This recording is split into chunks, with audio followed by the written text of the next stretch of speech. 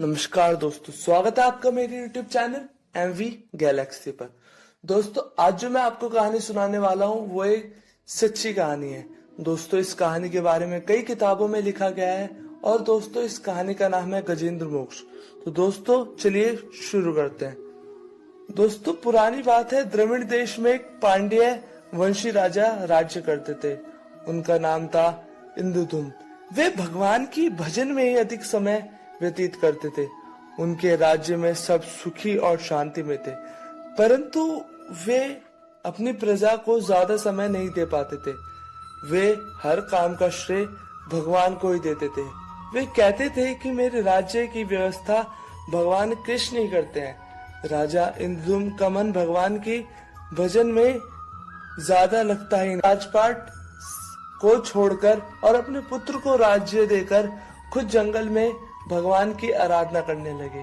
वे इस कदर भगवान की आराधना में लीन थे कि उन्हें जगत की कोई वस्तु सुहाती ही नहीं थी। एक बार की बात है, राजा इंद्रदुम्न रोज की तरह भगवान की आराधना में व्यस्त थे। उसी वक्त वहां महर्षि अगस्त्य अपने शिष्यों के साथ वहां आ गए, लेकिन राजा भगवान की आराधना में इस तरह लीन थे कि उन्हें महर्षि के आने का पता ही नहीं लगा। इस कारण महर्षि क्रोधित हो गए और उन्होंने राजा को श्राप दिया। इस तरह उन्होंने मतवाले हाथी की तरह महर्षि का अपमान किया है, उसी तरह वे अगले जन्म में मतवाले हाथी का ही जन्म लेगा। ऋषि राजा को श्राप देकर चले गए, परंतु राजा को इस बात का कोई असर ही नहीं हुआ और वे भगवान की आराधना में इसी तरह लीन रहे। अगले जन्म में उन्होंने त्रिकुट पर्वत पर हाथी का जन्म लिया। उसका नाम गजेंद्र था। वे अपने कबीले के सरदार थे, परंतु वे अपने पिछले जन्म की सारी बातें भूल चुके थे। एक बार वे अपने झुंड के साथ खाने की तलाश में वन में भटक रहे थे। उसी दौरान गजेंद्र को प्यास लगने लगी और वे एक सरोवर में अपनी प्यास बुझाने के लिए उस सरोवर में अंदर चले गए। उनके साथ उनकी कई पत्नियां थी।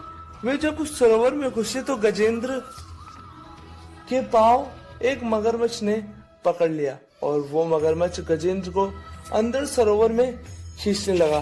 तब गजेंद्र ने अपने परिवार से सहायता मांगी, पर उसकी सहायता किसी ने नहीं की। काफी समय तक गजेंद्र और उस मगरमच्छ का युद्ध हुआ।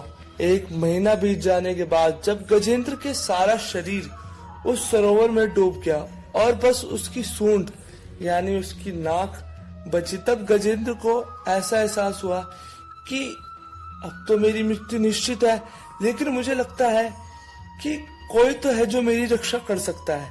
तब गजेंद्र ने अपने मन से एक प्रार्थना की और कहा कि मुझे पता है आप हो और आप ही मेरी रक्षा कर सकते हो। जब गजेंद्र ने भगवान को मन से याद किया, उस समय भगवान अपने भोजन के बाद राधा जी भगवान कृष्ण को मीठा पान खिला रही थी। उसी समय भगवान को एक आवाज आई कि मेरी मदद कीजिए। भगवान एकदम से खड़े हुए और उस आवाज की तरफ दौड़े। उस समय राधा जी ने कृष्ण जी से पूछा, आप बताकर तो जाइए, अब कहाँ जा रहे हैं। उस समय भगवान कृष्ण ने राजा से कहा कि हाँ। उसी समय भगवान कृष्ण को वरुण देव ने नंगे पैर देखा तो उन्होंने अपनी पीठ पर बैठा लिया। राधा रानी के सामने तो उन्होंने कहा हाँ, और जहां वो सरोवर था वहां कहाँ थी। दोस्तों, इससे हमें भगवान की गति के बारे में पता लग सकता है। दोस्तों, जब भगवान वहां पहुंच गए तो उन्होंने गजेंद्र की सूंड को पकड़कर उसे ऊपर उठा लिया। भगवान कृष्ण ने अपने सुदर्शन को यह आदेश दिया कि जिसने मेरे भक्त का पैर पकड़ रखा है उसका गला इस तरह काट कि मेरे भक्त के पैर में कोई खरोच ना आ जाए। और सुदर्शन ने इसी तरह मगरमच्छ का गला काट दिया। उस समय मगरमच्छ की आत्मा भगवान कृष्ण के अंदर समा गई। तब नारद ऋषि और भक्तों ने भगवान से पूछा कि आपने ये कैसा न्याय किया है? आपने गजेंद्र का उद्धार किया है या मगरमच्छ का उद्धार किया है। तब भगवान ने कहा कि जो मेरे भक्त के चरण पकड़ लेता है मैं पहले उसी का उद्धार करता हूं।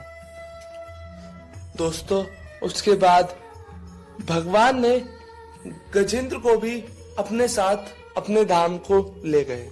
दोस्तों इस कहानी के अंत में ये भी लिखा गया है कि जब तक कोई अपने बल का प्रयोग करता है तब तक भगवान उससे दूर ही रहते हैं, कि तू अपने बल का प्रयोग ही कर ले।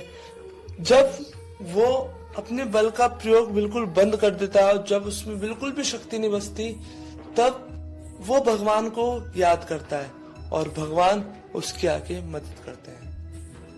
दोस्तों अगर आपको मेरी कहानी अच्छी लगे तो मेरे चैनल को सब्सक्राइब करें और वीडियो को लाइक करें। नमस्कार।